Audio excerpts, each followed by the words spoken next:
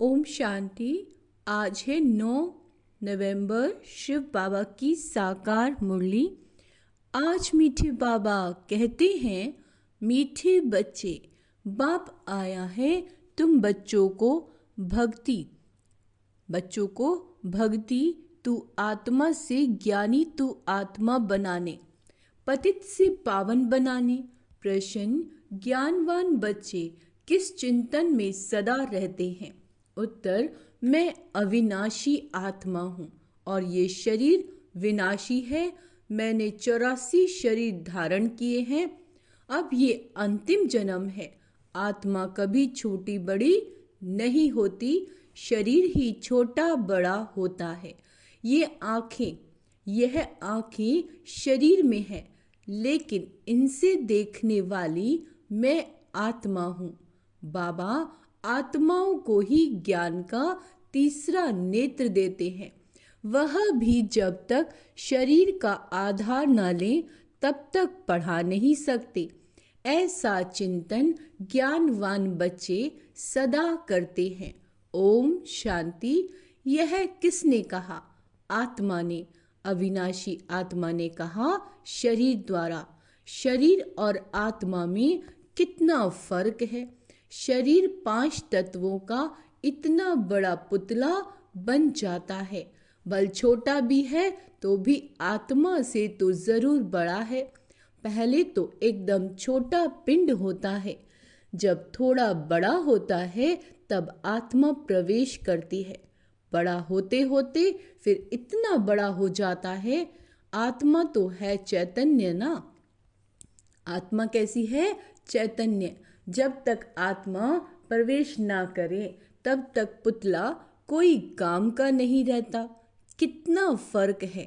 बोलने चलाने वाली भी आत्मा ही है। वह इतनी छोटी सी बिंदी ही है। वह कभी छोटी बड़ी नहीं होती। आत्मा विनाश को नहीं पाती। अब यह परम आत्मा बाप ने समझाया कि मैं अविनाशी हूँ। बाबा कैसे हैं? अविनाशी। और ये शरीर कैसा है? विनाशी। इसमें मैं प्रवेश कर पाठ बजाता हूँ। यह बातें तुम अभी चिंतन में लाते हो। आगे तो न आत्मा को जानते थे न परम आत्मा को जानते थे। सिर्फ कहने मात्र कहते थे, हे परम पिता परम आत्मा। आत्मा भी समझते थे, परंतु फिर कोई ने कहा तुम परमात्मा हो। ये किसने बतलाया? इन भक्ति मार्ग के गुरुओं और शास्त्रों ने। सतयुग में तो कोई बतलाएंगे नहीं। अभी बाप ने समझाया, तुम मेरे बच्चे हो। आत्मा नेचुरल है, शरीर अननेचुरल मिट्टी का बना हुआ है। जब आत्मा है तो बोलती है, चलती है। अभी तुम बच्चे जानते हो, हम आत्माओं को बाप आकर समझाते हैं। निराकार शिव बाबा इस संगम युग पर ही इस शरीर द्वारा आकर सुनाते हैं। यह आँखें तो शरीर में रहती ही है। अभी बाप ज्ञान चक्षु देते हैं। आत्मा में ज्ञान नहीं है तो ज्ञान चक्षु है। बाप आते हैं तो आत्मा को ज्ञान चक्षु मिलते हैं। आत्मा ही सब कुछ करती है। आत्मा कर्म करती है शरीर द्वारा। अभी तुम समझते हो, बाप ने ये शरीर धारण किया है। शिव बाबा ने अपना भी राज बताते हैं। सृष्टि के आदि मध्य अंत का राज भी बताते हैं। सारे नाटक का नॉलेज भी देते हैं। आगे तुमको कुछ भी पता नहीं था। हाँ, नाटक जरूर है। सृष्टि का चक्र फिरता है, परंतु कैसे फिरता है ये कोई नहीं जानती। रचयिता और रचना की आदि मध्य अंत का ज्ञान अभी तुमको मिलता है। बाकी तो सब है भक्ति।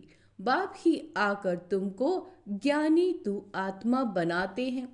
आगे तुम भक्ति तू आत्मा थी। तू आत्मा भक्ति करती थी।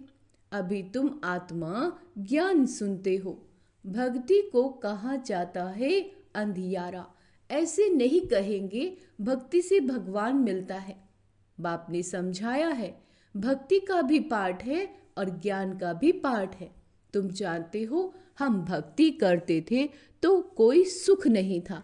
भक्ति करते धक्का खाते रहते थे, बाप को ढूंढते थे। अभी समझते हो, यज्ञ तप दान पुण्य आदि जो कुछ करते थे, ढूंढते ढूंढते धक्का खाते खाते तंग हो जाते हैं, तमो प्रधान बन जाते हैं, क्योंकि गिरना होता है, झूठे काम करना, छीछी होना होता है। पतित भी बन गए। ऐसे नहीं कि पावन होने के लिए भक्ति करते थे। भगवान से पावन बनने बगैर हम पावन दुनिया में जा नहीं सकेंगे। ऐसे नहीं कि पावन बनने बगैर भगवान से नहीं मिल सकते। भगवान को तो कहते हैं आकर पावन बनाओ। बाबा कहते पतित ही भगवान से मिलते हैं पावन होने के लिए। पावन से तो भगवान मिलता नहीं। सतयुग में थोड़े ही इन लक्ष्मी नारायण से भगवान मिलता है। भगवान आ करके तुम पतितों को पावन बनाते हैं और तुम ये शरीर छोड़ देते हो। पावन तो इस तमो प्रधान पतित सृष्टि में रह नहीं सकते। बाप तुमको पावन बनाकर गुम हो जाते हैं। उनका पार्ट ही ड्रामा में वंडरफुल है। जैसे आत्मा देखने में नहीं आती है, बल साक्षात्कार होता है तो भी समझ ना सके, और तो सबको समझ सकते हैं। यह फलाना है, ये फलाना है, याद करते हैं, चाहते हैं फलाने का चैतन्य में साक्षात्कार हो, और तो कोई मतलब नहीं। अच्छा, चैतन्य में देखते हो, फिर क्या साक्षात्कार हुआ? फिर तो गुम हो जाएगा। अल्पकाल क्षण भंगुर सुख की आश पूरी होगी, उसको कहा जाएगा अल्पकाल क्षण भंगुर सुख। साक्षात्कार की चाहना थी, वह मिला। बस यहाँ तो मूल बात है पतित से पावन बनने की। पावन बनेंगे तो देवता बन जाएंगे, अर्थात स्वर्ग में चले जाएंगे। शास्त्रों में तो कल्प की आयु लाखों वर्ष लिख दी है। समझते हैं कलयुग में अर्जुन 40,000 वर्ष पड़े हैं। बाबा तो समझाते हैं सारा कल्प ही 5,000 वर्ष का है। तो मनुष्य घोर अंधियारे में है ना, उसको कहा जाता है घोर अंधियारा। ज्ञान कोई में है नहीं, वह सब है भक्ति। रावण जब आता है तो भक्ति भी उसके साथ है, और जब बाप आते हैं तो उनके साथ ज्ञान है। बाप से एक ही बार ज्ञान का वर्षा मिलता है, घड़ी घड़ी नहीं मिल सकता। वहां तो तुम कोई को ज्ञान देते नहीं, दरकार ही नहीं। ज्ञान उनको मिलता है जो अज्ञान में है। बाप को कोई भी जानते ही नहीं। बाप को गाली देने बगैर कोई बात नहीं करते। यह भी तुम बच्चे अभी समझते हो। तुम कहते हो ईश्वर सर्वव्यापी नहीं है, वह हम आत्माओं का बाप है, और वह कहते ही नहीं परमात्मा ठिक्कर भीतर में है।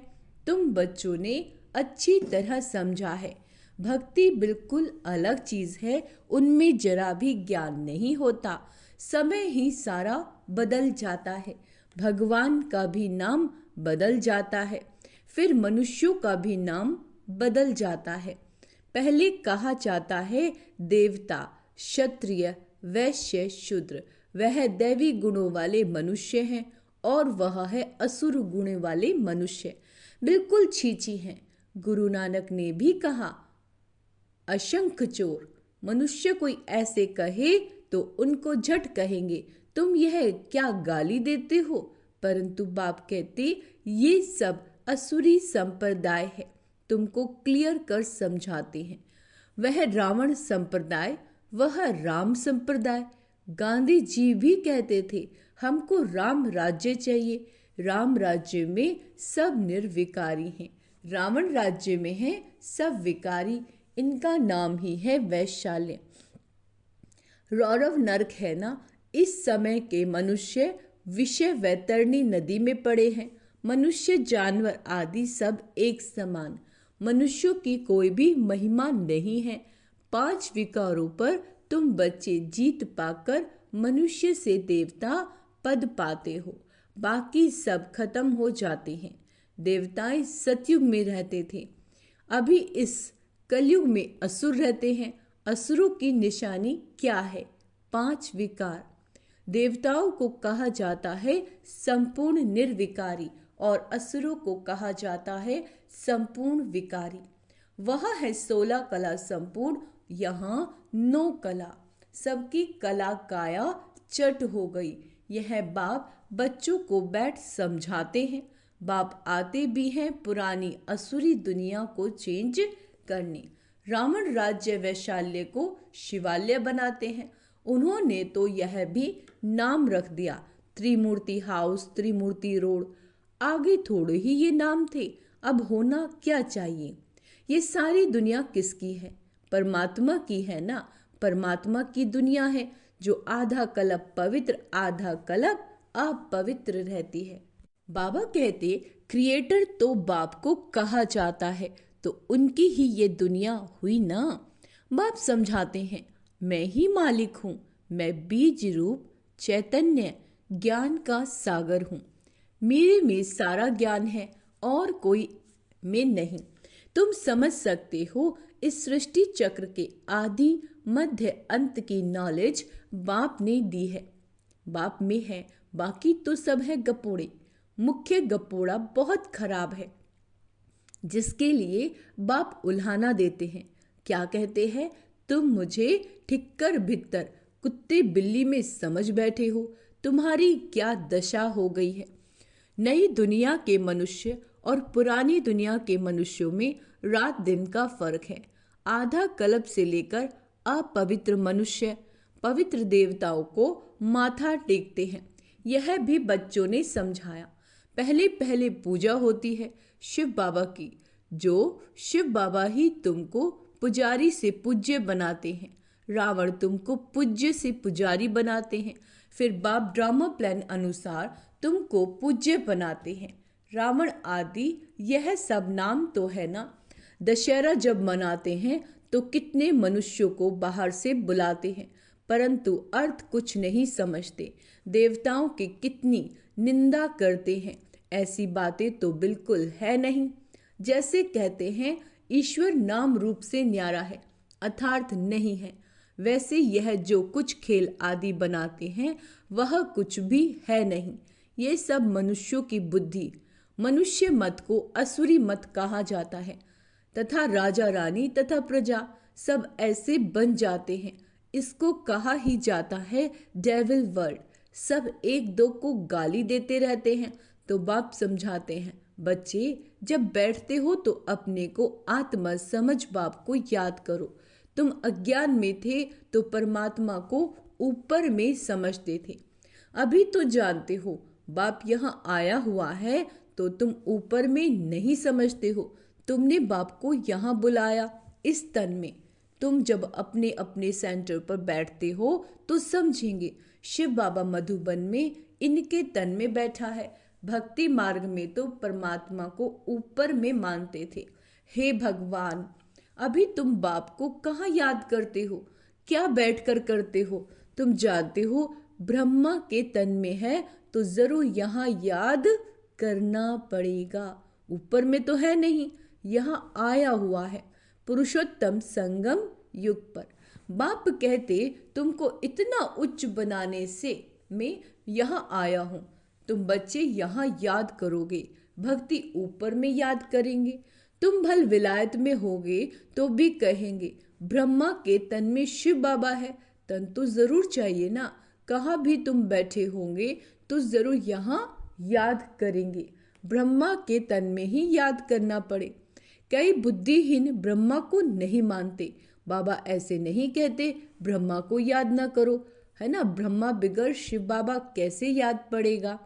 बाप कहते मैं इस तन में हूँ, इसमें मुझे याद करो। इसीलिए तुम बाप और दादा दोनों को याद करते हो। बाबा कहते बुद्धि में यह ज्ञान है, इनकी अपनी आत्मा है। शिव बाबा को तो अपना शरीर नहीं है। बाप ने कहा मैं इस प्रकृति का आधार लेता हूँ। बाप बैठ सारे ब्रह्मांड और सृष्टि के आदि मध्य अंत का राज समझाते हैं और कोई ब्रह्मांड को जानते ही नहीं, ब्रह्मा जिसमें हम और तुम रहते हैं, है ना। बाबा कहते सुप्रीम बाप नॉन सुप्रीम आत्माएं रहने वाली उस ब्रह्मलोक शांति धाम की हैं। शांति धाम बहुत मीठा नाम है। ये सब बातें तुम्हारी बुद्धि में है। हम असुल के रहवासी ब्रह्म महतत्व के हैं, जिसको निर्वाण धाम वानप्रस्थ कहा जाता है। यह बातें अभी तुम्हारी बुद्धि में है। जब भक्ति है तो ज्ञान का अक्षर नहीं। इसको कहा जाता है पुरुषोत्तम संगम युग, जबकि चेंज होती है। पुरानी दुनिया में असुर रहते हैं, नई दुनिया में देवताएं रहते हैं, तो उनको चेंज करने के लिए बाप को आना पड़ता है। सतयुग में तुमको कुछ भी पता नहीं रहेगा। अभी तुम कलयुग में हो तो कुछ भी पता नहीं। जब नई दुनिया में होंगे तो भी इस पुरानी दुनिया का कुछ पता नहीं होगा। अभी पुरानी दुनिया में हो तो नई दुनिया का मालूम नहीं, है ना। नई दुनिया कब थी पता नहीं, वह तो लाखों वर्ष कह देते हैं। तुम बच्चे जानते हो, बाप इस संगम युग पर ही कलप कलप आते हैं और आकर इस वैरायटी झाड़ का राज समझाते हैं। और ये चक्र कैसे फिरता है यह भी तुम बच्चों को समझाते हैं। तुम्हारा धंधा ही है यह समझाने का। अब एक एक को समझाने से तो बहुत टाइम लग जाए, इसलिए अभी तुम बहुतों को समझाते हो, बहुत समझते हैं। यह मीठी मीठी बातें फिर बहुतों को समझानी है। तुम प्रदर्शनी आदि में समझाते हो ना। अब शिव जयंती पर और भी अच्छी रीति बहुतों को बुलाकर समझाना है। खेल की ड्यूरेशन कितनी है तुम तो एक्यूरेट बताएंगे। यह टॉपिक हुई, हम भी यह समझाएंगे। तुमको बाप समझाते हैं ना, जिससे तुम देवता बन जाते हो। जैसे तुम समझकर देवता बनते हो वैसे औरों को भी बनाते हो। बाप ने हमको यह समझाया है। हम किसी की ग्लानि आदि नहीं करते, हम बताते हैं। ज्ञान को सद्गति कहा जाता है। एक सद्गुरु ही है पार करने वाला। ऐसी ऐसी मुख्य पॉइंट्स निकालकर समझाओ। ये सारा ज्ञान बाप के सिवाय और कोई दे नहीं सकता। अच्छा, मीठे मीठे से केलदे बच्चों प्रति माता पिता बाप दादा का याद प्यार और गुड मॉर्निंग। रूहानी बाप की रूहानी बच्चों को नमस्ते। हम रूहानी बच्चों की रूहानी माता पिता बाप दादा का याद प्यार गुड मॉर्निंग नमस्ते मीठे बाबा, शुक्रिया बाबा, शुक्रिया। धारणा के लिए मुख्य सार। पुजारी से पूज्य बनने के लिए संपूर्ण निर्विकारी बनना है। ज्ञानवान बन स्वयं को स्वयं ही चेंज करना है। अल्पकाल सुख के पीछे नहीं जाना है। क्या कहा बाबा ने? ज्ञानवान बनना है और स्वयं को स्वयं ही चेंज करना है। जो अल्पकाल के सुख हैं उनके पीछे नहीं जाना है। बाप और दादा दोनों ही याद करना है। ब्रह्मा बिगर शिव बाबा याद आ नहीं सकता। भक्ति में ऊपर याद किया, अभी ब्रह्मा तन में आया है तो दोनों ही याद आने चाहिए। वरदान है हर कर्म में विजय का अटल निश्चय। हर कर्म में विजय का अटल निश्चय और नशा रखने वाले अधिकारी आत्मा भव। विजय हमारा जन्म सिद्ध अधिकार है। इस स्मृति से सदा उड़ते चलो। कुछ भी हो जाए ये स्मृति में लाओ कि मैं सदा विजयी हूँ। क्या भी हो जाए ये निश्चय अटल हो। नशे का आधार है ही निश्चय। निश्चय कम तो नशा कम। इसीलिए कहते निश्चय बुद्धि विजयी। निश्चय में कभी कभी वाले नहीं बनना। अविनाशी बाप है तो अविनाशी प्राप्ति के अधिकारी बनो। हर कर्म में विजय का निश्चय और नशा हो। स्लोगन है बाप के स्नेह की छत्र छाया के नीचे रहो तो कोई भी विघ्न ठहर नहीं सकता। अच्छा, ओम शांति। तो आज का स्वमान अभ्यास करेंगे। मैं विजयी आत्मा हूँ। मैं संपूर्ण निर्विकारी आत्मा हूँ। मैं ज्ञानवान आत्मा हूँ। ओम शांति।